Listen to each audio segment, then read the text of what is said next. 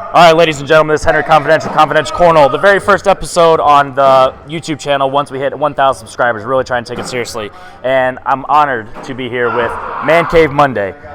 Two gentlemen that started as low as you can get in terms of running a tournament to arguably one of the highest in the entire country. So we have Brian Nolan and Robert Earl Beverly Jr. These are can't forget the junior. Can't forget the junior. So these are two gentlemen. I'm gonna let them introduce themselves a little bit and talk about where they started and then their thoughts on cornhole as a whole and as tournament runners. So Brian, let you start. Good evening, YouTube world. Brian Nolan here. Been playing bags since 2011, but I stopped playing from 2013 to 2018. So I took about 5 years off. And I connected with Rob 2018, and we've been addicts ever since. I think we've played, between the two of us, I'm sure we've played at least once a week for the past 2 years, coming up on 3 years. So yeah, just love the game, and our love developed into tournament directing. So we appreciate all the support over the years, and I'll pass it to Rob. Hello. My name is Robert Earl Beverly Jr. And like Brian said, I started about 2017 on some backyard type stuff. Sponsor softball team, and we play 24/7 at the park as usual. And we like to compete, all ex-athletes, gamble and everything. And thought I was pretty good till I met this guy to the left of me, Brian Nolan. I got beat up pretty bad. Met him at a local barbecue, a lot of females and stuff there. So I brought the boys out trying to be cool, get the women involved. I'm going to beat everybody, so I thought. Ran into this guy. He beat me. He said, man, I know a spot to throw bags, on a Saturday. And I never knew that it was two-sided bags and everything, So I'm used to the Walmart. I was going to Walmart and going to goddamn anywhere buying sporting goods, buying bags, But long story short, we've turned this into something great, and we love it. It's like we eat and breathe bags now, you know what I'm saying? So, the sky's the limit, So I've been playing officially 2 solid years now, knowingly of the sport, and our goal and objective is to get bigger, to make this bag thing bigger and badder than ever, and we want our names right in the midst of it, as running it and playing as well. Then when you guys started over in Harvey, Illinois, and I remember when I first met you guys, we were talking, you were just like, come out there, and I was like, I got a buddy, and he's not really comfortable going to Harvey, Illinois, and you were like, no, bring your ass, and let's play some bags. And what happened when my buddy came there for the very first time? Went from being afraid to what did he do? I call him Juice. Bird came his first time, and he won the trophy with Tom Gorski, I want to say. He did.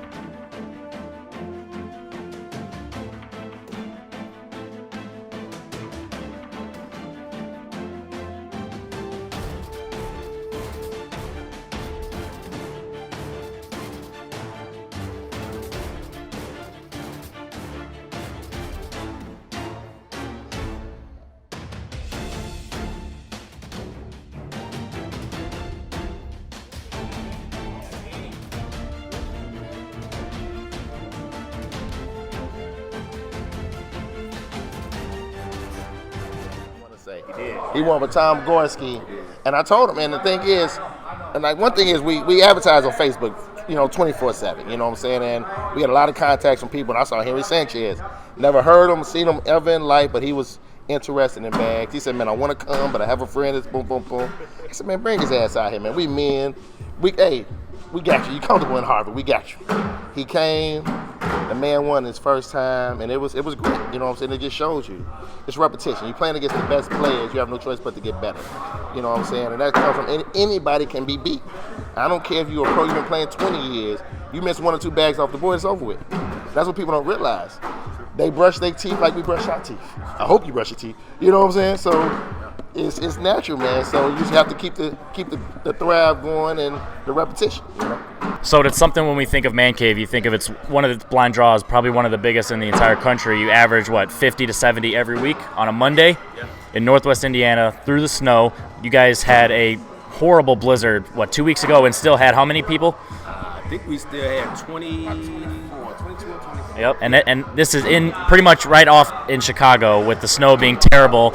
The weather was terrible, and still had over 20 players. So that just shows the dedication that you have in this. And a lot of people like to say that our regional is very top heavy, but if you come to this blind draw specifically, anybody can play, anybody can win. That's the motto for the ACL, and it proves here because you got 70 people showing up every day. Yeah, Jay Rubin might win all the time. Dave Morris is always in the finals, but there's more. There's 4 people to every tournament championship, and Rubin and Jake Morris been sitting home early.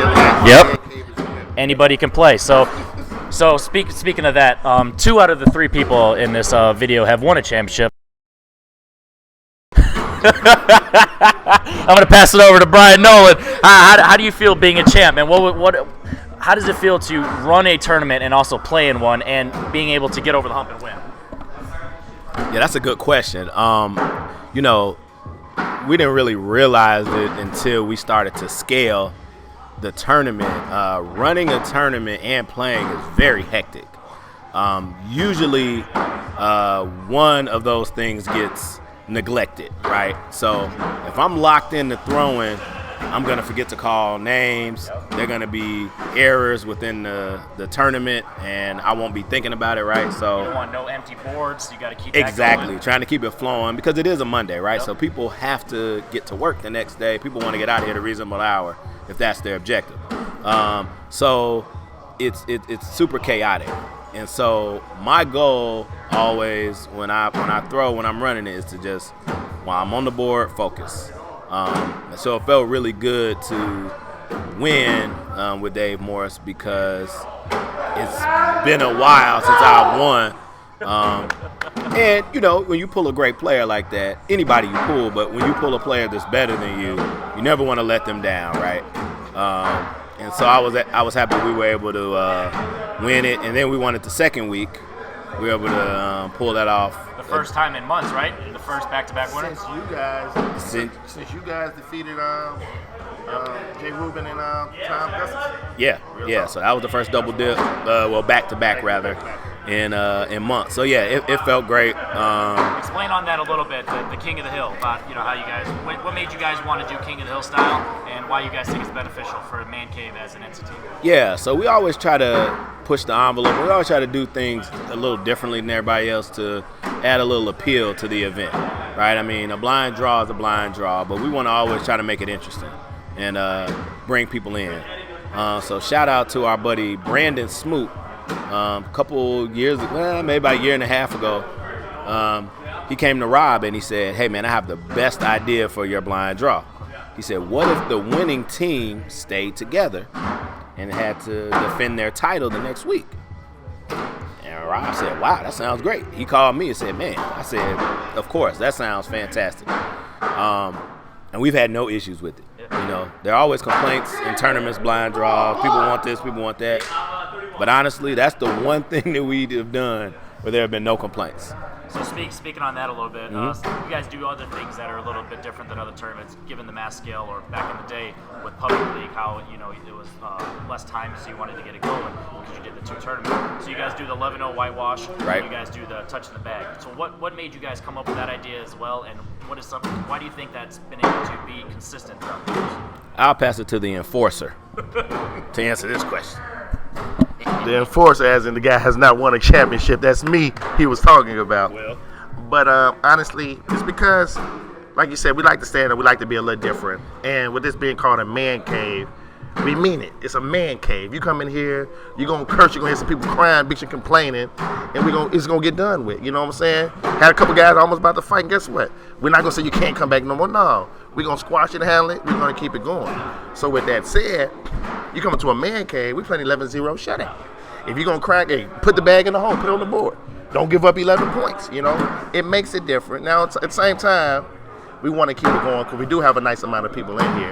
And games can go a long time. And why mess up something that works? It's been working and flowing, and that's man cave standard. So when they hit it, 11-0, 12 points, that's man cave. But at the end of the day, we have to, you have to stick to form and go with what works. And as you just heard, somebody gave us that idea. But one of my guys, Brandon, my little bro, so we're not dictators. We definitely listen and take in information. And what a lot of people don't realize is, and you're a director yourself, people think this is easy. It's not easy. This is a real job. You're going to have grown men crying and bitching and complaining. And no matter how good you run a tournament, I had a flat tire today. I took an Uber to get here. You know what I'm saying? We don't get paid for this, but guess what? We love it, and it's a big deal. You know what I'm saying? And I'm going to say it again. People complain about whoever. If you're not up here running this tournament, keep your little comments to yourself. Honestly, you know, it's because it's a real deal. I promise you. We started at Harvey, you know, and I must admit, Henry Sanchez is the first person to put Man Cave officially on the map out there. He came out, he said, Rob, I got an idea. I want to be able to record and put the championship game. He's the first official person. You really are.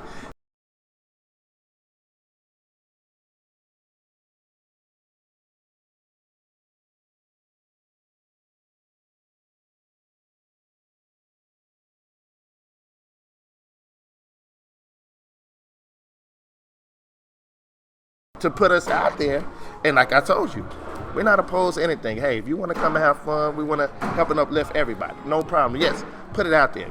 He recorded the championship games, and they got the growing and going. And guess what? Other people saw the idea. Oh man, that's a good idea. But Confidential Cornhole officially really started that. And like I say, that's one thing with us. We're loyal. We call spades. It's genuine. You know what I'm saying? It's a man cave. That's simple. Nothing more, nothing less. You know, and our goal and objective is just to keep building. We want everybody to be a family. Like I had my car stopped on me one time. Guess who I called? Henry Sanchez. Came and picked me up, took me home. We went to go get some tacos. I said, what you want? He ordered like 9 tacos. I said, shit, man. He made me pay for that ride, but at the end of the day, but at the end of the day, You owe me a couple tacos still. hey, it's a real deal, man. It's a family, and we just want to keep growing and going. Absolutely. All right, so I want to talk about some gameplay. So we kind of teased that a little bit with his championship and my championship. So you guys been doing this consistently for 2 years, would you say? 2.5 years now? Yeah.